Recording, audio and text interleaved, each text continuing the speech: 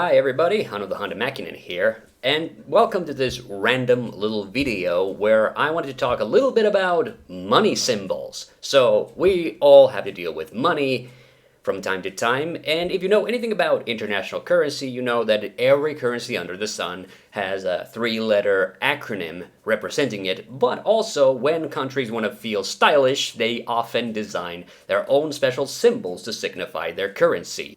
The euro has one, the yen has one. A couple of years ago, the Indian rupee actually got their own special symbol. And then, of course, there's the most iconic ones, the pound sign, and, of course, the most famous of them all, the dollar sign. However, when you look at most of the currency signs, you will very quickly start to realize that most of them are just basically modeled after the dollar sign. In many cases, they're just taking the first letter in the name of that currency and putting lines across it, the same way as with the dollar sign, even though dollar doesn't even start with the letter S. This is very evident with the euro, which is just a stylized letter E, and even with the yen, which is just a stylized letter Y. And for those of you who thought that this was some kind of a Japanese symbol, this is actually the Japanese, or I guess more accurately, the Chinese symbol for yen. Even the fairly newish Indian rupee symbol is just the letter representing the first syllable in the word rupee. Also, just a fun side tangent, of course most currencies around the world have at least one lower denomination that they are split off to, the most famous ones being pennies and cents. Now there are some other ones, and in fact some countries don't have any lower denominations, such as the yen, which always makes Japanese prices look ridiculous, until you realize, of course, that 100 yen is more like around about a dollar or a euro.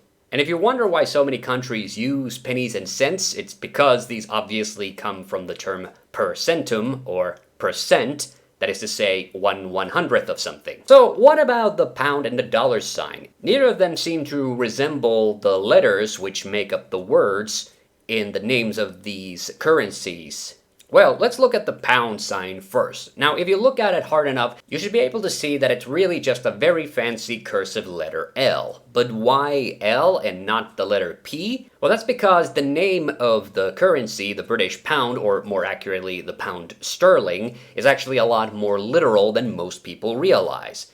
And the big clue is if you know what the two-letter acronym for the pound, that is to say, the measure of weight is. And if you figure that out, you probably already guessed that this too has its origins in Latin, in the word libra, meaning scales. Now during Roman times, more specifically during the Anglo-Saxon period in British history, silver coins called sterling were the currency that was widely used in the area around Britain. And the highest possible denomination of these silver sterling coins was actually measured not in actual units of said coins, but rather in pounds of sterling, which is where we get the name. Now, if it seems weird to you that a currency would be measured in its weight rather than actual physical numbers of said currency, there's a couple of other facts that you should probably know about the pound.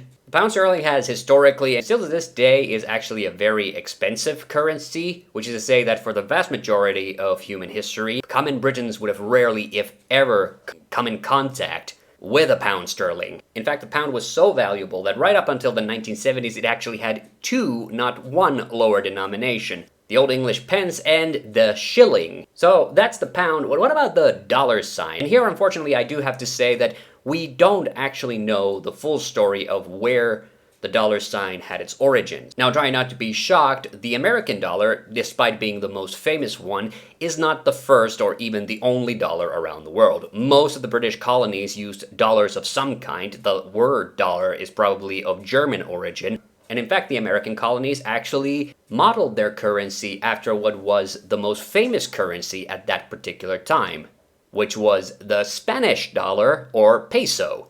Now, why the Americans chose the Spanish dollars to model their currency after was obviously because the Spanish had a big role in colonizing most of America, the southern part of America, of course. And as a result, pesos were the most common currency to be found. And in fact, for a few years when the American colonies were founded, pesos were legal tendered. The common lower denomination of pesos was a coin called reales, which were divided into 8 pieces, or pieces of 8, which is why in all pirate media they always use that term to mean money. And yes, the Spanish dollar was made from silver, not gold, which is why you now know that this graphic from the Monkey Island games is incorrect. Now, the dollar sign had become a universal sign for money by the end of the 1700s. There are multiple possible theories on where the dollar sign came from, and obviously the dollar sign retains a lot of popularity. But the same way there isn't really a universally agreed upon style whether the dollar sign is supposed to have just one or two strokes across it. One of the prevailing theories, and one that I'm inclined to believe myself, is that the dollar sign was actually born from squeezing together the letters P and S for peso. And over time, the symbols just got so smooshed together, the curve on the P just kind of disappeared, and merchants, who were the type who are probably using that symbol the most, just started writing an S with a stroke across it as a shorthand. However, like I said, that's the simplified explanation, and nobody is really 100% sure. And what I really love about the dollar sign, of course, is that it has transcended from being just a symbol representing just Spanish money or American money into being just a universal sign for wealth and also greed, especially with any cartoon characters with dollar signs in their eyes. Anyway, that was my fun little video on currency symbols. I'm Hande the Hande back in, and see you on the next one.